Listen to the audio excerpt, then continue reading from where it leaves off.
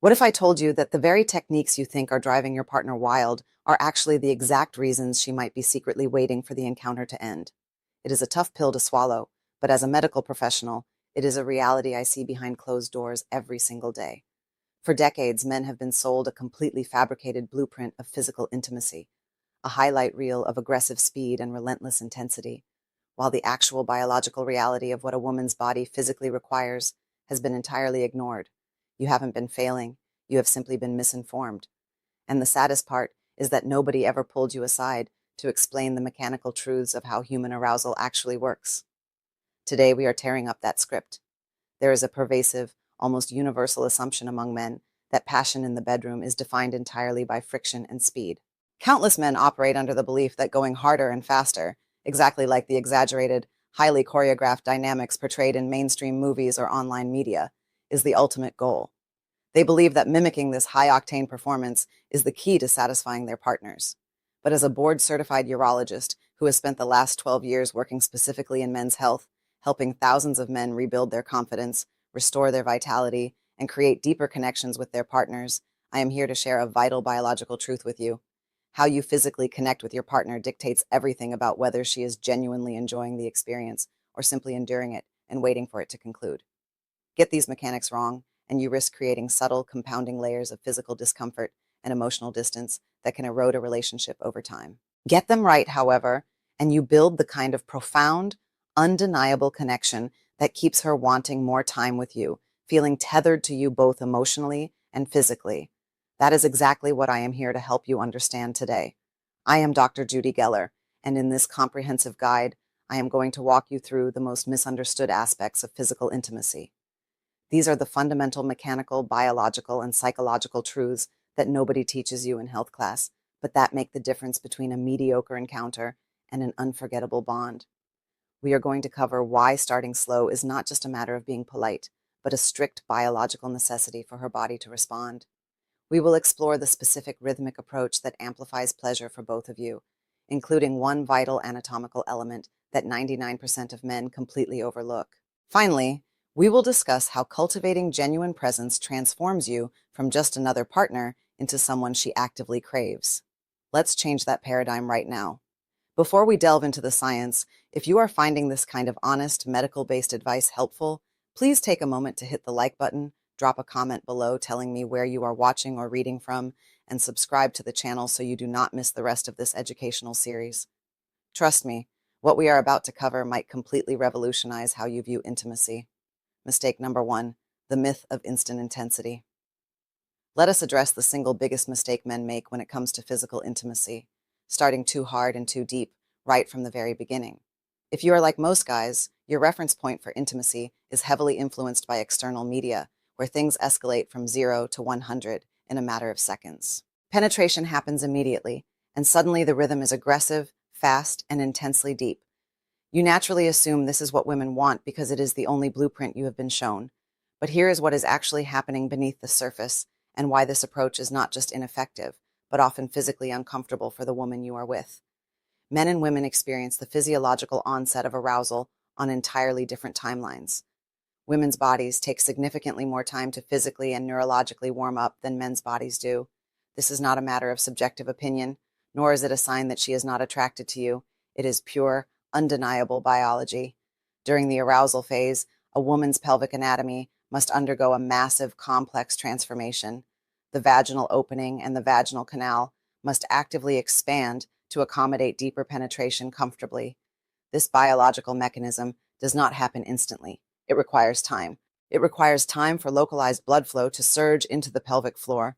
It requires time for the vaginal canal to physically lengthen and balloon outward, a process known clinically as vaginal tenting. It requires time for the Bartholin's glands to produce natural lubrication, and crucially, it requires time for the surrounding pelvic floor muscles to fully relax. Now, she might not tell you this is happening. She might want to protect your ego. She might be uncomfortable speaking up in the heat of the moment. Or tragically, she might genuinely believe this mild pain is just how intimacy is supposed to feel, because previous partners have made the exact same mistake. But regardless of whether she verbalizes it, you must understand that her body is simply not prepared for that level of intensity yet. Technique number 2, the power of teasing and anticipation. Once arousal is properly established, the second technique that changes everything involves mastering the rhythm of your physical connection. I am referring to the immense power of teasing. To be clear, I am not just talking about foreplay. I am talking about the strategic variation of intensity during penetration to amplify her pleasure through anticipation and craving. There is fascinating neuroscience behind why this works so powerfully. The human brain is heavily driven by dopamine, a neurotransmitter associated with reward and desire. When a woman is experiencing intense physical pleasure during intimacy, her nervous system begins to adapt to that specific level of stimulation. The feelings build as you go deeper into the experience. But when you temporarily pull back on that intensity, when you press pause for just a moment, you create a profound sensory contrast. By removing the stimulus she was just enjoying, you are not ending the pleasure. You are actively hijacking her dopamine system to make her want it even more. You are activating her deepest desires. You are forcing her body to crave what you just took away. This manufactured sense of craving will effectively double or triple the intensity of her physical pleasure when you finally return to the original rhythm. Here is how this concept looks in practice. When you find yourself getting into a harder, faster rhythm that she is clearly responding to and enjoying, let her experience that high for a little bit. Then, deliberately pull back. Slow everything down dramatically. Shift your movements so you are entering her slowly and shallowly instead of hard and deep. Watch her physical reaction. If you do this correctly, she is going to be squirming. She will likely arch her back, try to pull your hips closer to force you deeper, or she might even verbally demand that you give the intensity back to her.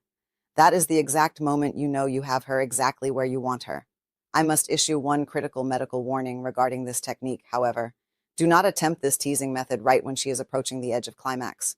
The female orgasm requires a continuous, unbroken neurological cascade to trigger. If you pull back your intensity right before she is about to reach that peak, you will abruptly halt that cascade. She is going to be genuinely frustrated with you, and not in a playful way.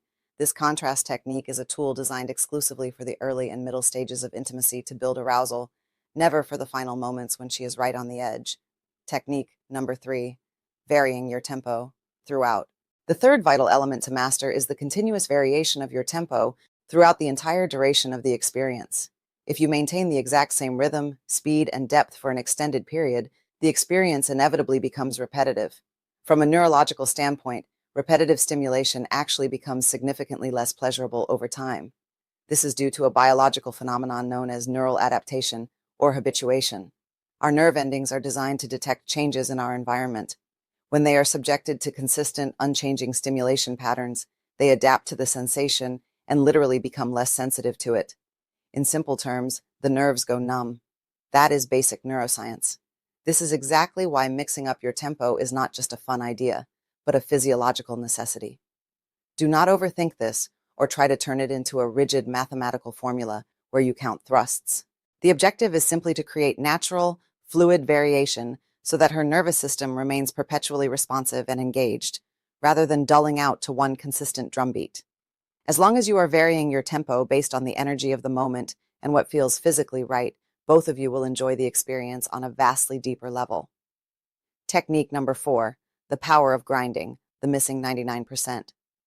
Now, we arrive at the technique that 99% of men completely ignore, yet it remains one of the single most powerful tools in your entire repertoire. I am talking about the mechanics of grinding.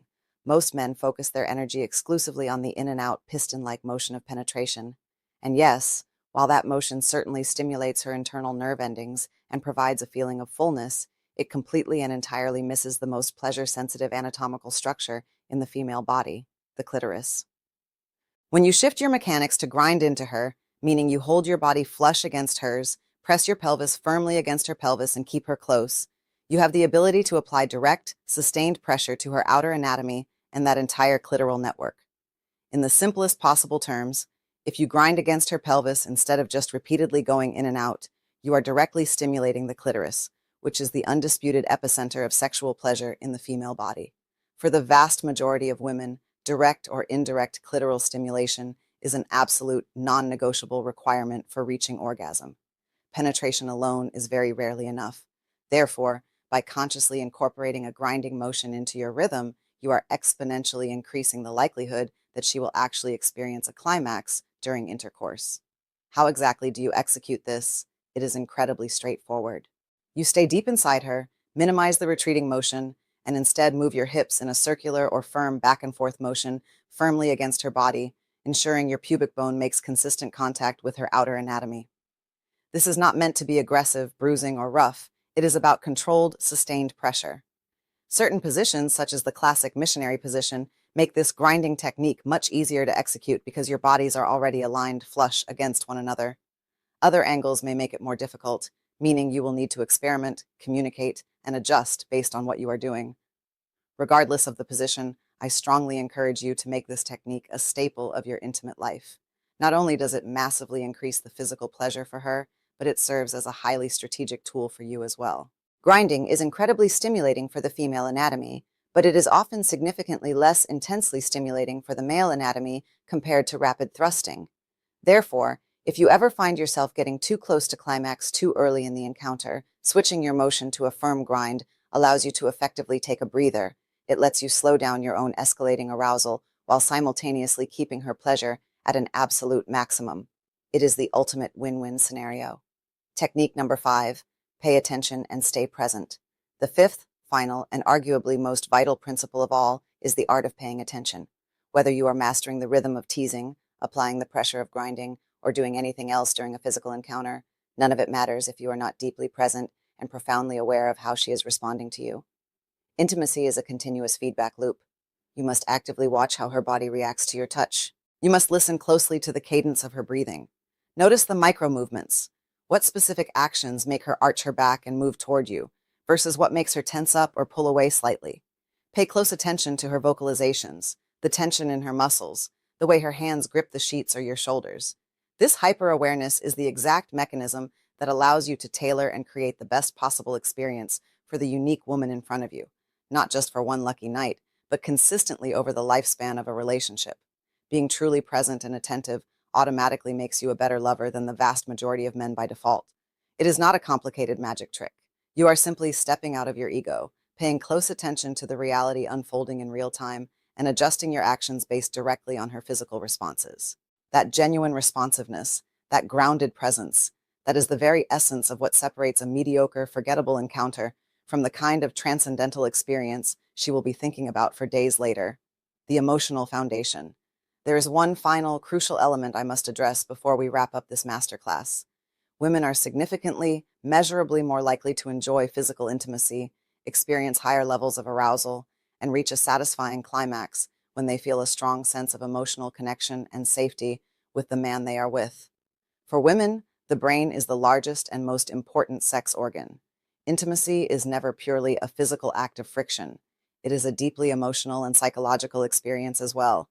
Even if you have just started dating someone, or even if the situation is more casual, the stronger the underlying emotional bond and mutual respect, the better the physical experience will be for her. And consequently, the more she will want to keep coming back to you. Building that essential connection does not require you to write poetry or orchestrate grand cinematic gestures. It is built in the quiet moments.